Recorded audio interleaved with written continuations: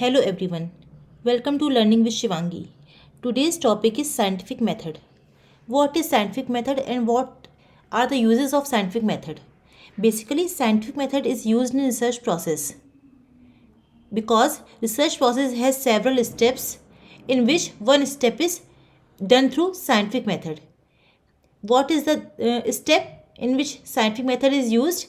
It is data analysis step in the research process. Data analysis is done by scientific method. So scientific method is very important for any research process.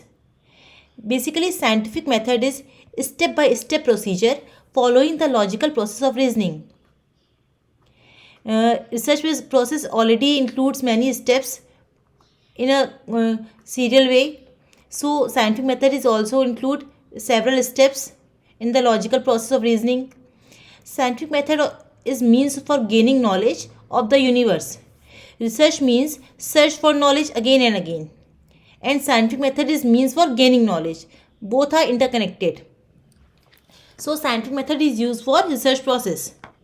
Scientific method does not belong to any particular body of language.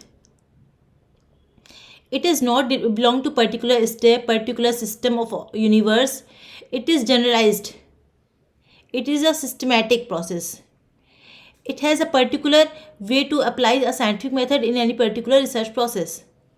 So it is not belong to any particular system, any particular body of language. It is an universal process which can be applicable to any research process. So this is all about scientific method. I again repeat the basic of this method that it is a systematic method, systematic procedure which includes several steps. It is used for search for knowledge. It is a universal process. It can be applied to any type of research processes for doing data analysis process, and it is not belong to any particular system, particular body of language. So this is about scientific method. If you like my video, please subscribe my channel and like and share my video also. Thank you everyone.